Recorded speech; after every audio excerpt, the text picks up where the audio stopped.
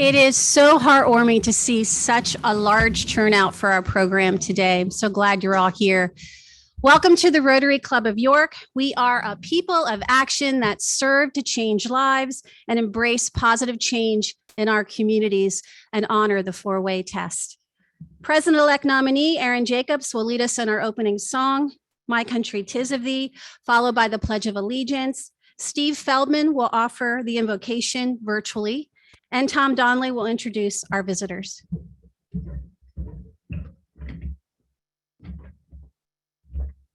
Thank you, President Jackie. Rotarians, please join me. My country, 'tis of thee, sweet land of liberty, of thee I sing. Land where my fathers died, land of the pilgrim's pride, from every mountainside, let freedom ring. I pledge allegiance to the flag of the United States of America and to the republic for which it stands, one nation under God, indivisible, with liberty and justice for all. Rotarians, please join me in a word of prayer. Lord God, we come before you with grateful hearts. Next week is Thanksgiving, a holiday dedicated to gratitude. In the midst of whatever else is going on, each November we pause and remember that blessings abound. Sometimes the blessings are enormous, and other times they are more commonplace. But regardless of the times, we have much to be grateful for.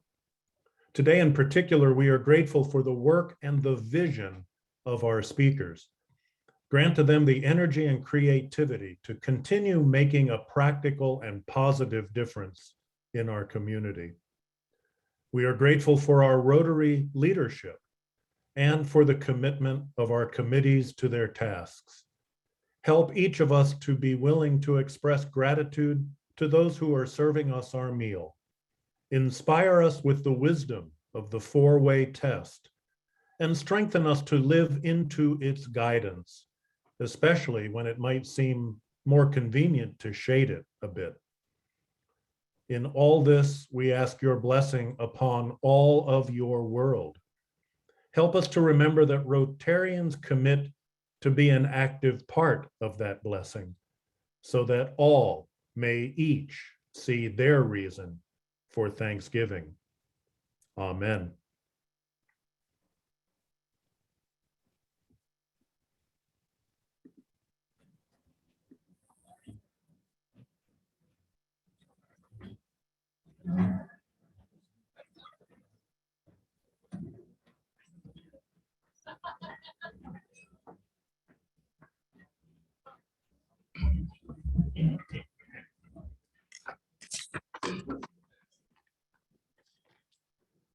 Good afternoon, Rotarians. It's my pleasure to introduce our guests today. There are no visiting Rotarians. I would just say quickly, as a member of the membership committee, that membership is always an emphasis of ours, but especially this month. You can see at your tables this little placard that says each one bring one. It's important with such a strong club as ours, and being part of one of the strongest international clubs in the world, that we focus on diversifying our club and on building our club. And we lost members during the pandemic over the last couple of years. So we hope that each of you will take it seriously. And we're already getting good results. People are bringing members, but it's important that you think about members, whether you bring one or not, and I hope you will, refer it to a member of the membership committee so we can keep pursuing that. I am needing to get my glasses on. I'm pleased to have the honor of introducing our guests. And when I call your name, guests, please stand and remain standing until President Jackie has welcomed you. And I'll start with Maya Vase, who is a guest of youth leadership. And the first 7 guests are guests of youth leadership. Zika Adams, Adamus, Adamas, yes, thank you.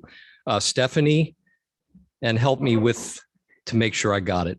Vice, thank you. Carmen Adamas Taveras. Carol Alvarez. Tiana Reed. Michael Lowe. Ross Gibby is a guest of President-elect Aaron Jacobs. And I would just like to say briefly, Ross is a longtime friend of mine. He lives in New Jersey, but he's recently expanded his business operations in York. And I've known him all of his life. So glad you're here today, Ross, and glad that you're interested in growing in York. Andrew Harold Esquire, Andy, guest of me. John Langle, guest of Austin Schenk. Montez Parker, guest of Jane Conover. Beth Trimmer, guest of past President Ann Druck. Dean Dominic Della Carpini, guest of Jules Tolbert. And Jules is really exemplifying what I'm talking about here. John Eister, guest of Jules. Lisa Fast, guest of Jules. Ryan John Gasson, guest of Jules. Karen Mitchell, guest of past President Josh George.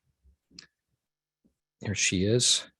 Elaine Bonneau, guest of Jackie Summers. Amy Jansky, guest of Jackie. And Lee King, guest of Kelly Gibson. Jackie?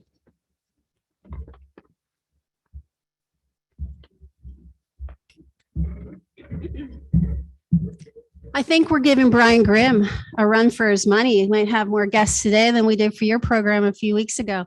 It is absolutely delightful to see all of you here today. Thank you for joining us. I hope that you find this program very informational and enlightening and that you'll plan to join us again often. Rotarians, please help me welcome our guests.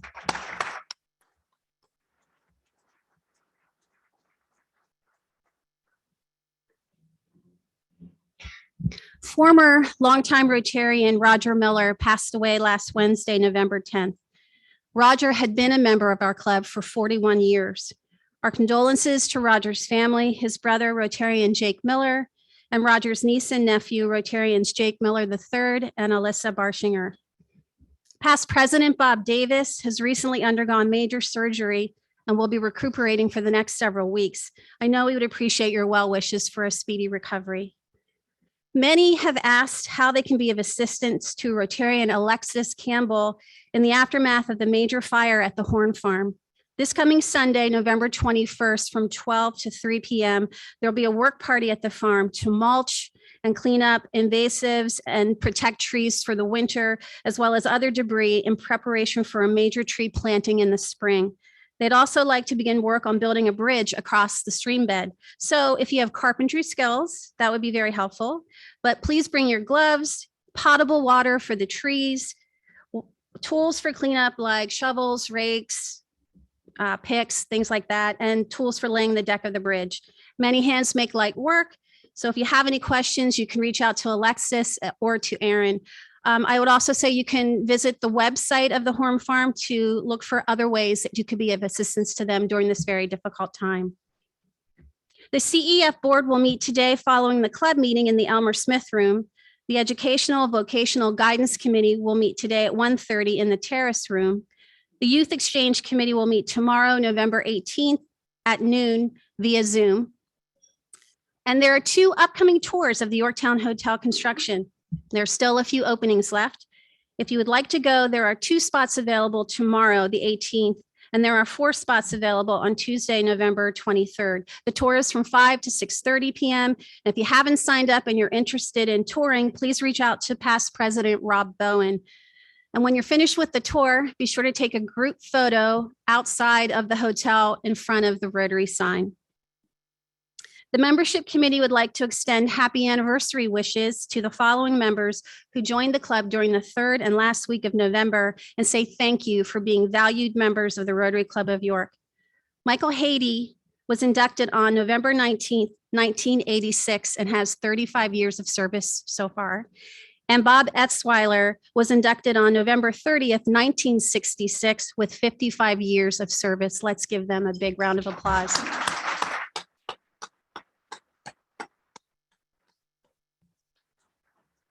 Just a reminder, there will be no club meeting next week to honor the Thanksgiving holiday. And now for our member moment.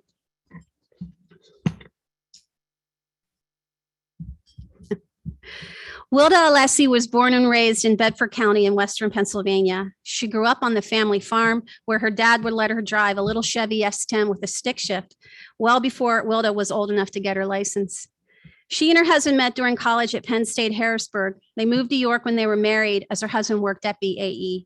Her first job in York was at the former Strand Capital in membership development and as a publications specialist. She also worked at Bonton Corporate as a copywriter in advertising. Lauren Crow proposed Wilda for membership to our club in 2016 when she was serving as vice president of chamber operations at the York County Economic Alliance, just prior to becoming the executive director of Leadership York. She remembers early on that Rotary provided an opportunity to get involved and give back. She found the club to be welcoming and says it has helped her grow personally and professionally. In her first few years, she served on several committees, including strategic planning, to better understand the work of the club. She's also attended the Rotary Leadership Institute. Today, she chairs the Human Resources Committee, which keeps her hopping. Less than a year ago, she went from enjoying more team activities like watching movies and having little wine tastings, fun things like that, until she decided that she really wants to become a thrill seeker and an adrenaline junkie. So she's been skydiving a lot lately. She's had 3 jumps so far and is planning her 4th jump in Florida next month. She's also working toward jumping solo next year. She finds skydiving exhilarating and loves that she's not in control other than the decision to make the jump. She plans to explore flying lessons next. Wilda loves to travel, and her favorite trip has been to the beautiful island of Santorini. There were very few tourists when she was there, so she immersed herself in the culture and hung out with the locals. She also often travels to Okinawa, where her mother is from, to visit family there. Wilda loves her job connecting people and getting them excited about the community where they live and work. More than 100 people have graduated from her program at Leadership York.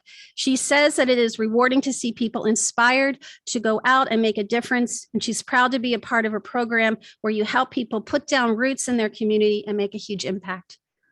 Wilda, thank you for putting your roots down in York County and for inspiring others to leave their legacy as well.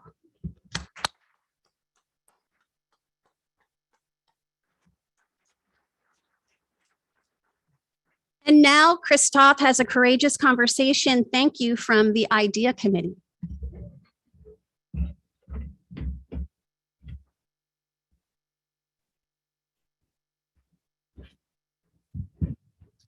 Thank you, President Jackie. Last week marked the inaugural Courageous Conversations that the IDEA Committee put together. Our Courageous Conversations on Race had 40 Rotarians participate, which was exactly the number of openings that we had for it. So I want to thank everybody that did come out and take part in those. To give you an idea of where we're going from there, you do know that you all had note takers in those meetings. The IDEA Committee is getting together now, putting together those notes and coming up with strategies to build our club into a better club for the future. We will be coming to you at some point in the next couple of months with strategic plan for how we're going to do that. And the one thing I do want to let you know, this was the first in what we're hoping is going to be a series of courageous conversations we have with our club. And just to make sure you all feel safe, I will let you know that no Rotarians were harmed in the execution of these courageous conversations last week. So I want to make sure that you all feel safe coming back and doing that again. At this point, I'd like to acknowledge everybody that's part of the IDEA Committee, because this is not just a committee that meets every so often. We are on Monday morning Zoom calls every other Monday at 8 a.m., just about the time that I've got the coffee just hot enough for me to put into my body. But I'd like everybody from the IDEA Committee that's here today to please stand. And if you could all recognize the work and the time and effort that they've put into everything, that would be appreciated.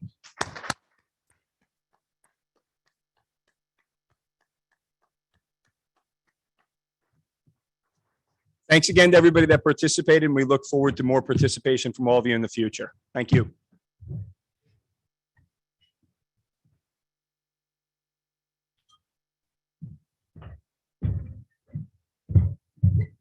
Thank you, Chris, and thank you to everyone who participated so far. And I encourage those of you who haven't had a chance to yet, when a new opportunity arises, that you'll take part in it. It is extremely worthwhile. So thank you for all that the committee is doing.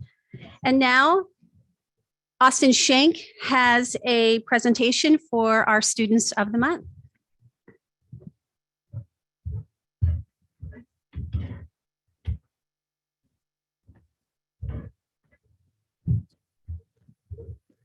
We have a phenomenal set of students to honor today, and very excited to do that. The first one is Maya. She is enjoying the school activities of varsity swimming with York Suburban, and also serves on the executive board of the National Art Honor Society. She enjoys swimming and reading. She has earned awards as a volunteer for the overnight camping at the swimming. And she also has been a student of the month for her school as well as here. She plans to get an MBA and get into business. So if any of you are in business and okay. Ezekiel is on the house council, the student council at his school. He loves karate, at which he earned a second place medal. And he is considering a musician or surgeon, which reminds me a little bit of Ben Carson. But anyway, all right. So first, let's give our attention to Maya. Good afternoon. Thank you so much for having me today. As you know, my name is Maya Weiss, and I go to York Academy Regional Charter School. Within the past year, I completed my personal project, which is a requirement within the 10th grade IB curriculum. The objective of a personal project is for students to research or create something of interest. I have always loved giving back to the community, and I completed my first personal service project in preparation for becoming a bat mitzvah in 2018, in which I created 200 blessing bags with the help of Big Lots, as well as many family and friends. These blessing bags were given out to those in need. Later that year, I remember telling my teacher that I already had my 10th grade personal project figured out. Fast forward to the summer before 10th grade, when I started thinking about my project with the goal of expanding on my project for my bat mitzvah. Little did I know my idea would change. It changed from the idea of creating more blessing bags to partnering with Collage to help collect items for homeless teens at the Covenant House here in downtown York. I was fortunate enough to have Whitney Morgan, the owner of Collage, mentor me through the process. She connected me with the Covenant House and taught me about their mission. After doing a lot of research on the Covenant House, I knew I wanted to help the organization. Through Whitney, I was able to get in contact with the Covenant House and learn more about what they needed from the community. They needed household items to help homeless teens transition into independent living. This allowed me to solidify my idea for my project. My project went from creating blessing bags to holding an event as a way to collect items for teens moving into transitional housing. These were household items that would allow the teens to have a place they could call home. The donation drive was successful, and I was able to witness many selfless community members who wanted to help. I watched young kids drop off items with their parents and 2 young adults who, after seeing the donation drive, went back to the store to get more items. It was an amazing experience to witness our York community members so willing to give to teens in need. However, the part of my project I will always remember is when I dropped the items off at the Covenant House. My family showed up with 2 cars filled with items, and one teen who was staying at the Covenant House was eager to help us unload the cars. As soon as he saw the brand new mops and brooms, he was so excited and had the biggest smile on his face. It was such a humbling moment for me because to most people it is only a broom, but to others it is much more. I was very happy that with the help of Whitney and our amazing York community, we were able to provide so many items to local teens in need.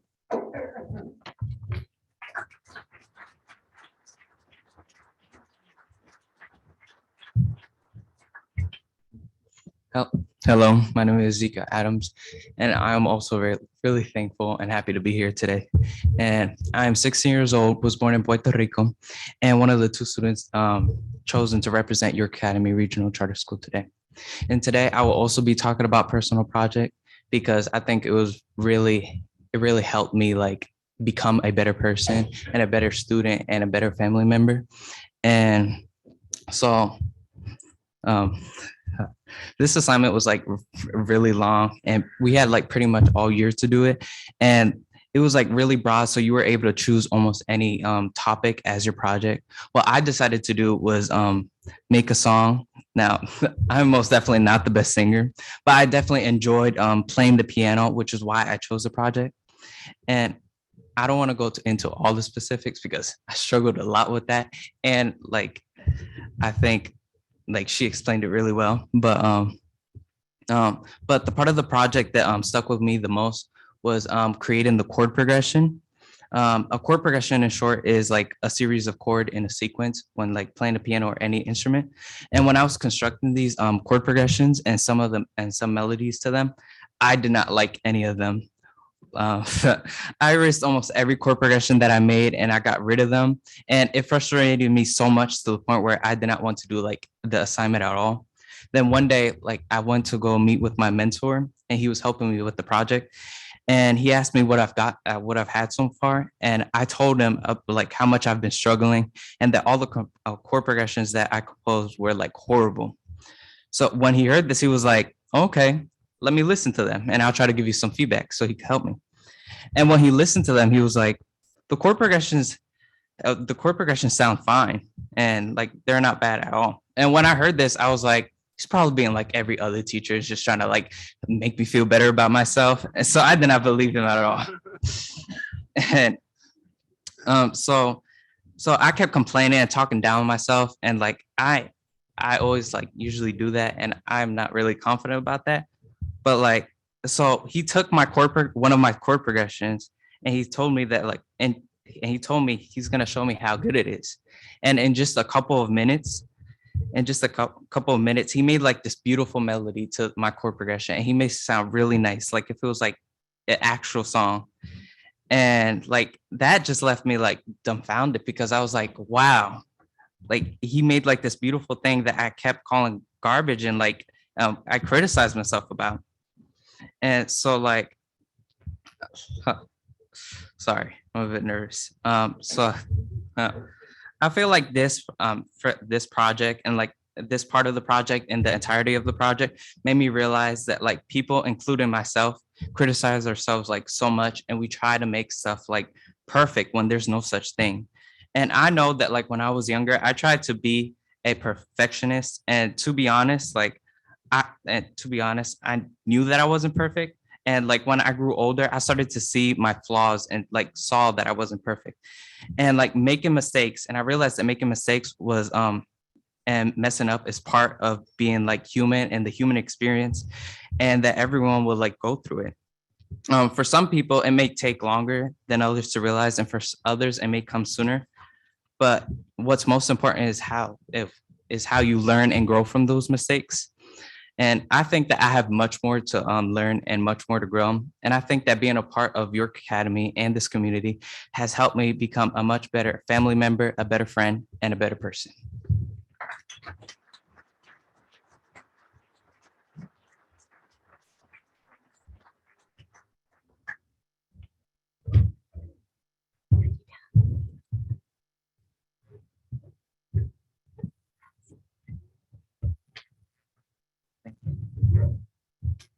Maya and Ezekiel, thank you so much. Our future is very bright with you in it. Your future is very bright, and we look forward to seeing what you're going to accomplish next.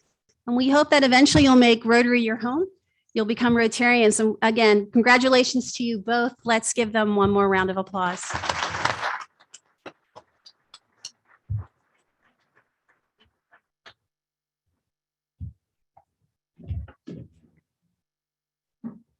It is my great pleasure and honor to introduce Jules Tolbert to introduce our program.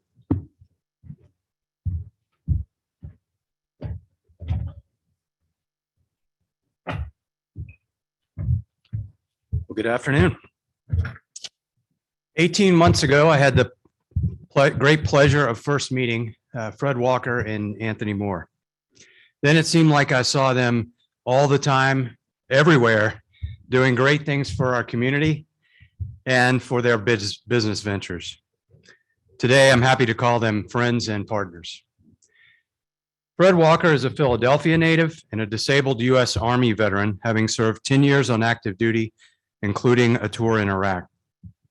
He earned a BA in Business Administration from Touro University and is a valued employee of the Defense Logistics Agency. He's also CEO of Gandy Real Estate with property holdings in Harrisburg and York. Fred is married to Dr. Janique Washington Walker and is the father of 2 daughters, a son, and another son on the way. On top of that, Fred is extremely active in numerous community-focused endeavors, serving on numerous boards, and is a member of Better York. Fred is a man of action, leading by example in all that he does. Anthony Moore is a North Carolina native with undergraduate and graduate degrees in informations and systems engineering, graduating both times magna cum laude. He also played basketball. This will become obvious when he comes up here. Played basketball for Winthrop University, where he led them to the NCAA tournament 3 years in a row. After 6 years with Cummins, 4 years with Alcoa, Anthony joined Graham Architectural Products in York as VP of Operations. 3 years later, he struck out on his own, founding the real estate company, The Eden Mandate, focusing on development to enable home ownership. He is also founder and president of the trucking company Fab Group Logistics, and is also very active on numerous boards in the community. Together, Fred and Anthony are principals in Foursquare's development, founded a little over a year ago to address the significant need for improving the socioeconomic conditions of York City's historically disadvantaged neighborhoods using a holistic revitalization approach. They've engaged local businesses, nonprofit organizations, and academic institutions to collaboratively engage in for-profit development that promotes home ownership and local employment. They most recently have formed Foursquare's Construction and announced a partnership with Lowe's Professional Services. Fred and Anthony continue to form other collaborations and partnerships in the community.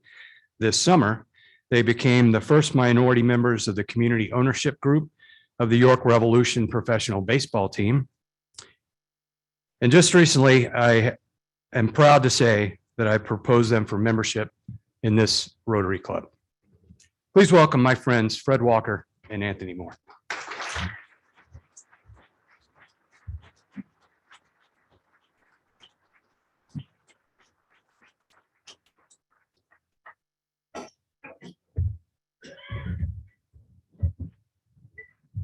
Good afternoon.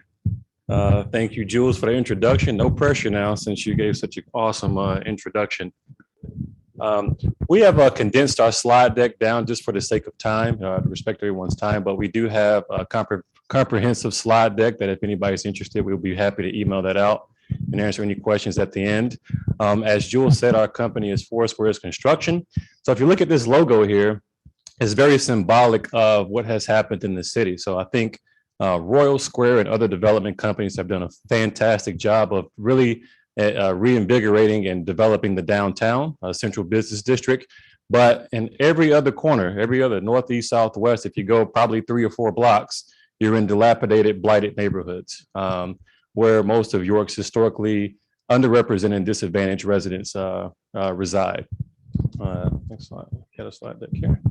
And so we formed our company to try to go after and tackle some of the issues that have been, kind of left outstanding. All right.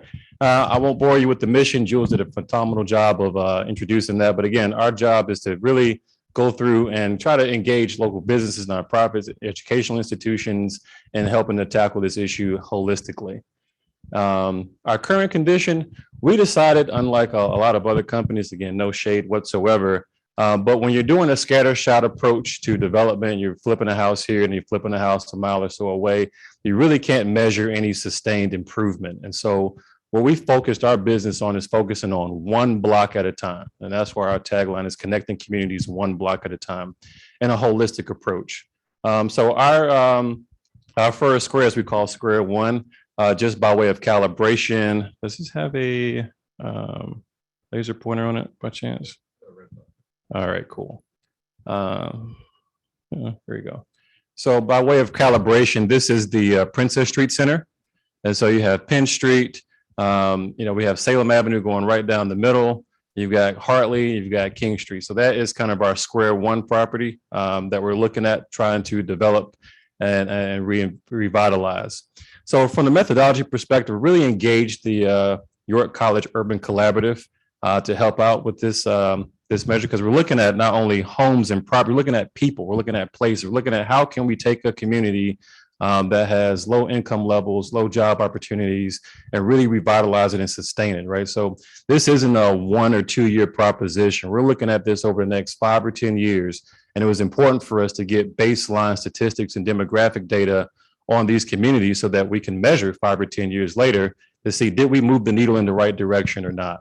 And so utilizing Dr. Pomeroy and her student, Jack Anderson, they gave us a GIS model overlay of all the neighborhood demographics and statistics, as well as Mike Pritchard down at the city helped out with this as well. All right, so some of the demographic data that was provided by the city, the old census data showed that 44% of our families live below the poverty line in our Square One residents. Down here, this graph, whoopsie. This graph here kind of just shows the educational demographics. High school, most folks have either high school education or less in Square One. And this chart here is kind of alarming. It's basically saying that for cities of similar size in Pennsylvania, York ranks 3 for violent crimes, but #1 in robberies and #1 in assaults. And so our hypothesis is through stabilizing these communities, creating home ownership, creating generational wealth, it will push those illicit activities out and also make a opportunity for where you won't even need those type of crimes in these neighborhoods. This is, again, provided by York College, kind of an overlay heat map of the crime statistics. So that little green square right there is actually our Square One properties.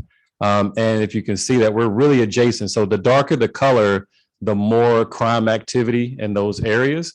And we are adjacent to a hotspot, so to speak. And so when we talked with some few local realtors, they're like, "You guys sure that you want to develop in this area of Salem?" And I'm like, "Yeah, that's exactly where we want to be. We want to actually be able to move the needle and improve these areas for future generations." So we know exactly what we're doing, and that's what why we targeted these areas.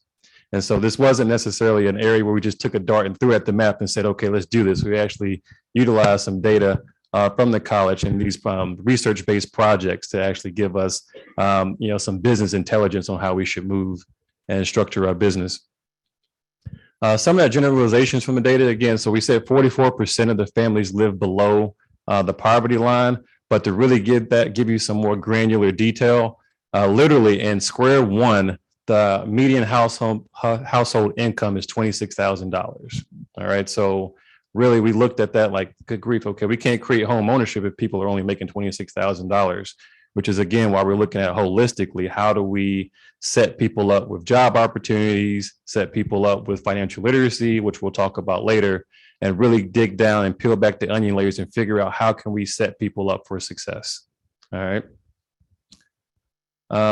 And this, again, so that right now, this, Square One is right here in this square. And this is kind of a map of the socioeconomic institutions. So healthcare, access to food markets, police and fire stations. And you can see Square One is kind of on its own island right here. The closest food market is a few blocks away.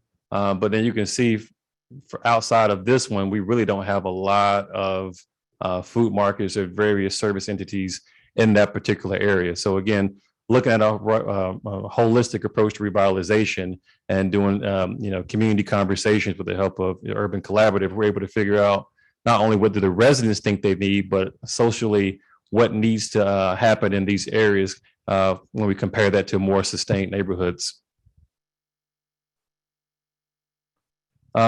We also collected information from the Redevelopment Authority as well as tax delinquent lists. So again, what's really cool about this project with the college is students are actually working on real life business intelligence that helps us form good decisions. So we actually utilize this data to figure out how do we narrate and figure out our acquisition strategy for various projects. So again, very good projects. So these red dots here and this top map are tax delinquent properties. These green dots are actually RDA owned vacant lots. So again, home ownership is home ownership. So whether we have to redevelop and renovate properties or if we need to do new build from the ground up, again, this information has been absolutely vital to helping us formulate our business decisions. And this is the main statistic that really stuck out to us. So when you look at other areas in and around that heat map where you saw the crime statistics, in Square One specifically, there's only 31% of the homes are owned by owner occupants, right? So when you have nothing against anybody who rented, I'm sure most folks have rented at some point in their life, including myself. But from our research, we figured out that folks who own homes typically take a little better care of it. Neighbors look out for their neighbors. It's less transient lifestyle, less people in, less people out. So you can actually stabilize and grow these neighborhoods from the bottom up. But when only 31% actually own the homes and 69% are renting, we figured if we can at least even that out to get to a nice 50-50 flow, or maybe even slightly higher on the home ownership perspective, then that would in essence create generational wealth, and it would also drive down the crime statistics. So that is our hypothesis. We've looked at other major metropolitan areas, and they had similar success when the neighborhoods are stabilized in that manner. And I'll pass it to Fred for the strategy.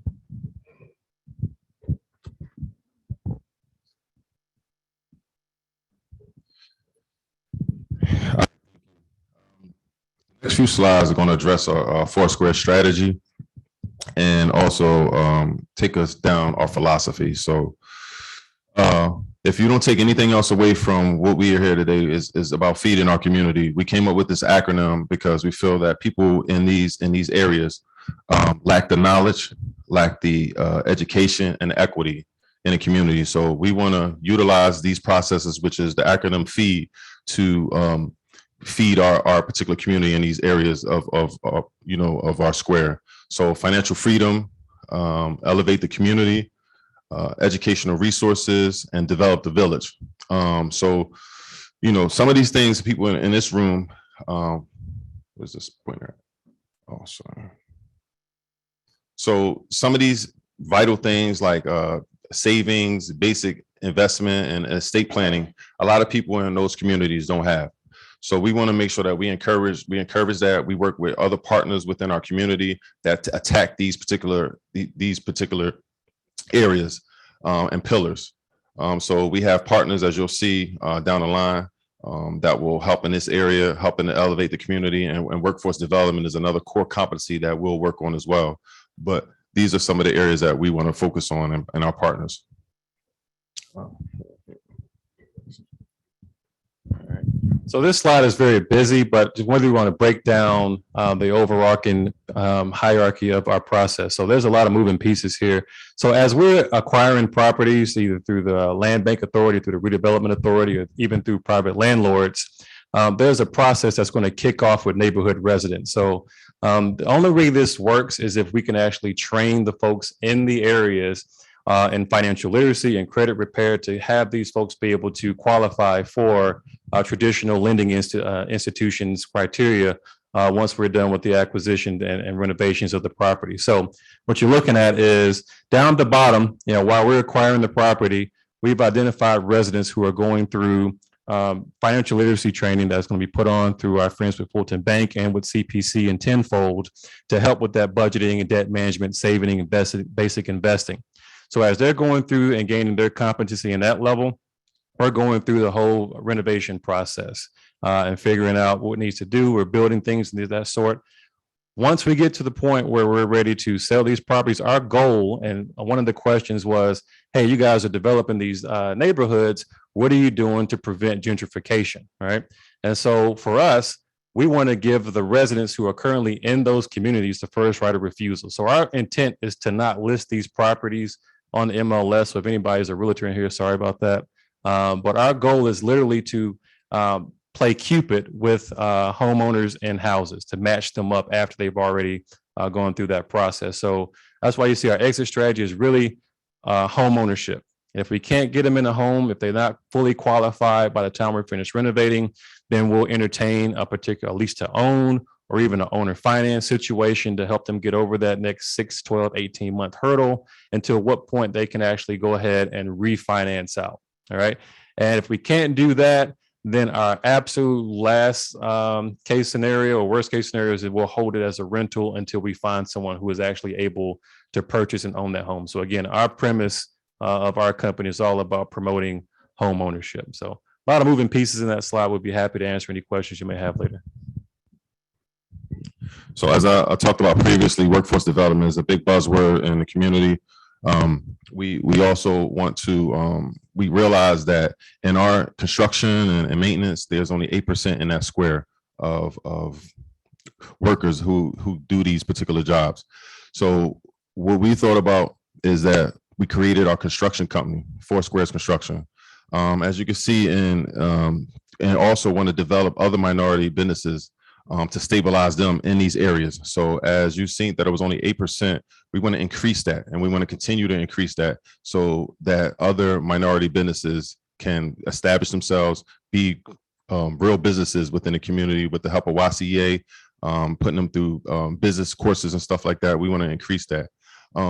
And also increase the household income. So the good thing about this particular slide is that the three properties that we have on Salem Avenue, one of the residents right across the street did some landscaping for us.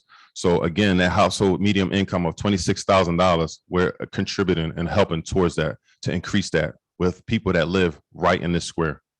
We also have another partner by the name of Angel who did our demolition for our project. Again, lives two blocks away. We're helping with, we're walking the walk. So we're increasing the household income of everyone. And also developing talent. One of the other on the key slide that we had early on feed the community is retaining talent from your college. So we have an intern that we're assisting with that we have in our construction company as well, and he's going to brief on this part. Okay, Ryan. His name is Ryan. Hello, everyone. I'm Ryan Johnson. I'm a senior civil engineering major at York College. I'm also a Graham Collaborative Fellow. Prior to working with Foursquares, I worked at Kingsley Construction for a little over a year. That's where I started my project management experience. From there, I kind of realized that what I was learning in school and learning outside of school, like in the workforce, was definitely important, especially compared to what I was doing with school. So while I continued to go through school, I was looking for internship opportunities to further expand my knowledge. Working with the Graham program and Dominic, I was able to secure a position with Foursquares with Fred and Anthony. And honestly, it's been great. I've been working with them since May this year, and we've been working on the 3 Salem Avenue properties as our proof of concept for our Square One. Those 3 are 554, 556, and 558 Salem Ave. And they are coming along great. I really can't wait till they finish, and we can see how everything's come out. Helping Fred and Anthony build Foursquare's development and construction has been my main goal as well as assisting with this project. So just building the framework overall, just from the ground up, and really just making it so as we continue our work with the community and with everyone else that we worked with, such as the RDA, the YCEA, and others, honestly. Speaking of that, the Urban Collaborative, I'm sorry. I know I had one more up there.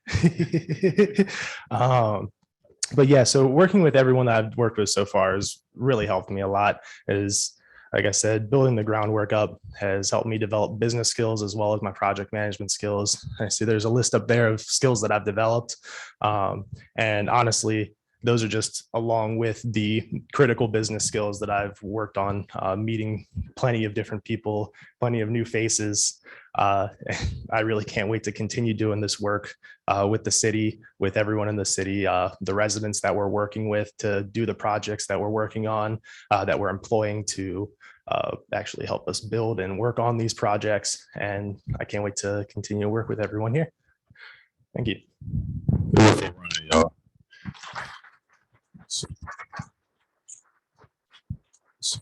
So again, as we continue to develop, retaining talent, not letting them go somewhere else to Philly and Baltimore is important to us and to our mission. We want to keep people that's York residents, talent that's straight right here in York City. So this is our goals and objectives. So what we did was we broke these, as you've seen in the 4 pillars earlier, with elevate the community, financial freedom, develop the village, and educational resources. We broke these down. So elevate the community. We want to increase the median household income by 40% and create an employment pipeline of high school and college students like Ryan. And we're doing that with YCEA, Better York, Salem Square, because we're in that area of Salem Square, and Foursquare Construction. We're going to contribute towards that goal as well.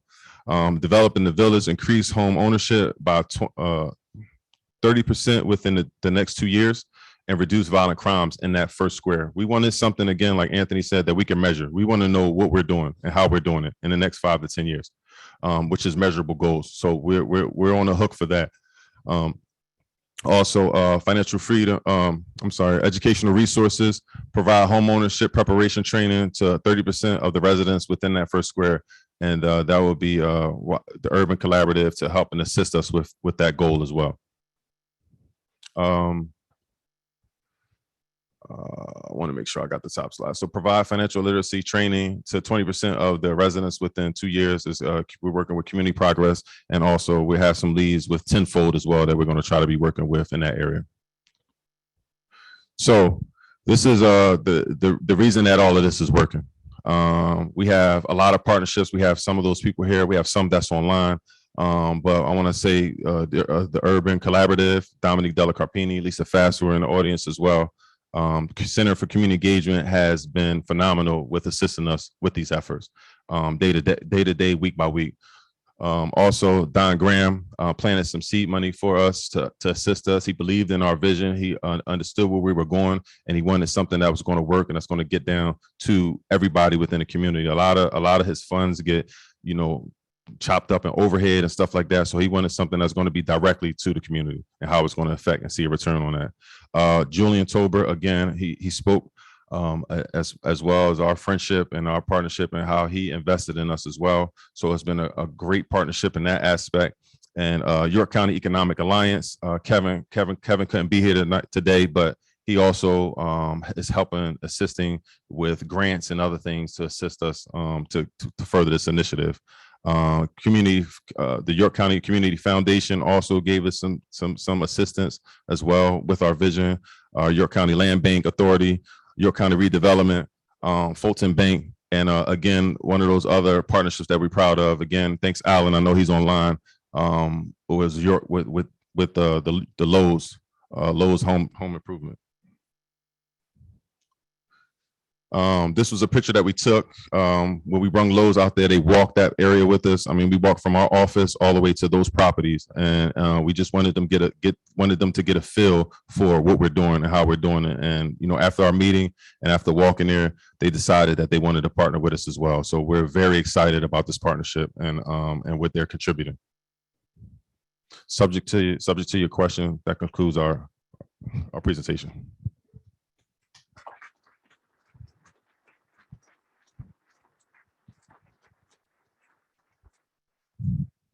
This is fantastic. And I wondered if you would speak a little bit about the existing landlords in Salem Square.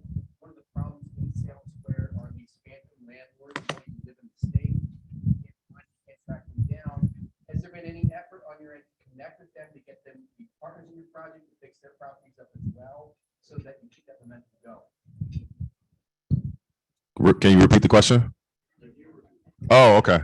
All right. So he wants to know, in our area, Salem Square, have we partnered with any of the ghost landlords that's in that area, and also to see if we can, I guess, purchase some of those properties or work with them as well. I'm thinking. Oh, this is Anthony's favorite question, so I'm gonna let him answer that. He loves this acquisition part. You're absolutely right. So a lot of these landlords don't only not live in the state, they don't live in the country. So we've seen quite a few landlords from Venezuela, Brazil, Costa Rica, you name it. So it has been a challenge to actually go through and make contact. Not only that, we have several kind of big box landlords who have their LLCs buried into trusts and things of that sort. So right now we're kind of focusing on the low hanging fruit through the redevelopment authority.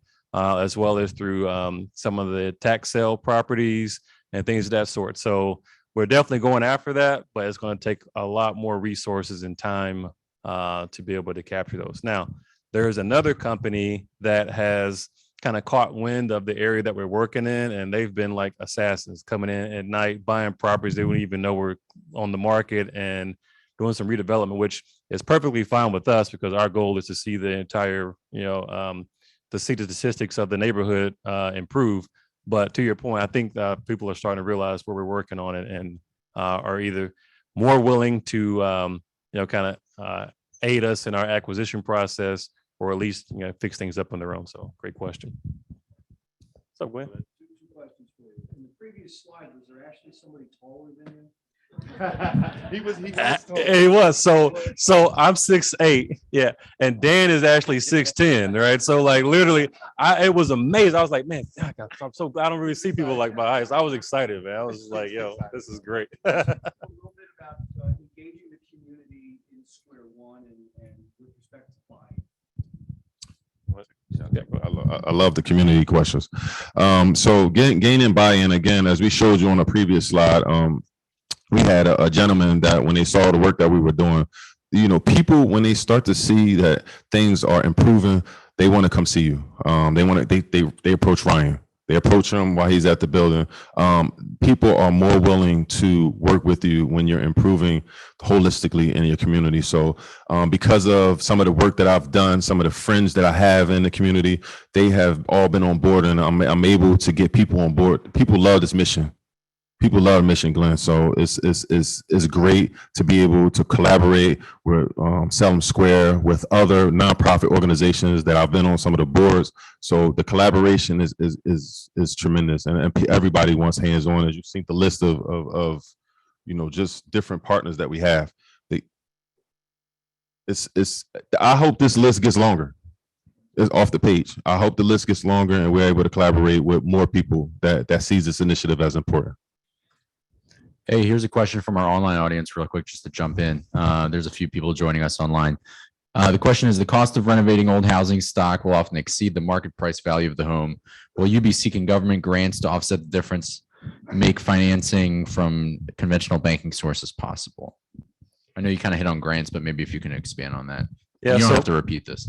Yeah, so basically that's the whole premise of what we're doing. So typically, the renovation expense exceed the property value, and in some cases, even the after repair property value. And so this doesn't work unless we get acquired properties at a low cost acquisition through RDA or through landlords who or have code violations and who are like, you know what, it's too expensive for me to fix it. I'd rather go ahead and just sell it and be done with it, which has actually happened on one of the properties that we're working on. So we have 554, 556, 558 Salem. And it has a bowing condition where the brick facade has pulled away from the existing structure. And if we fix our property, it will yield a catastrophic, pretty much imminent and structural integrity issue with the adjacent property. And so we talked to them about it like, hey, look, we just want to sell it and be done with it anyways. And so we're able to actually acquire the property. And back to the previous question on, neighborhood partnerships, when the gentleman that we hired across the street to tame the jungle that was once the backyard of Salem Avenue, because it was vacant for over 10 years, he told us about another neighbor on that street who is looking to sell their property. So we're in talks about that. And we're under contract to purchase another property on Princess Street. Unfortunately, that house is a hoarder condition. Person had some mental issues and just needed to be out and be removed from the property. And so we're buying that as is. So again, as we're working, a lot of good conversation is coming up and people are giving us a lot of leads on other properties that are right up our wheelhouse. What was the second part of that question? Was there another part? Cool. All right. First, how much time we got, Jackie? All right, one more question. How would you characterize your relationship with Christmas Addicts? You seem to have many goals in common with yours. So I definitely, Bobby is a mentor for me. Oh, I'm sorry. So he wanted to know what's our relationship with Christmas Addicts, since we have some of the similar goals that Christmas Addicts has. Christmas Addicts is in the south part of York, and they have a program called the Youth Build. So we haven't. I know that relationship is there with Bobby Simpson. Dominic and myself and some of the people in the Urban Collaborative are going to create that relationship so that we can talk a little bit more in depth. But I think that relationship is strong. I think that we'll work with Christmas Addicts. It's just that we're at an infancy stage right now, and until we get to talk to Bobby in reference to that. Thank you.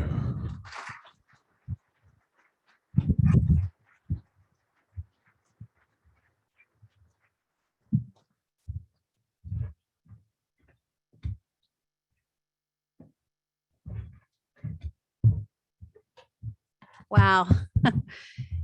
Thank you, Fred, Anthony. Thank you, Ryan.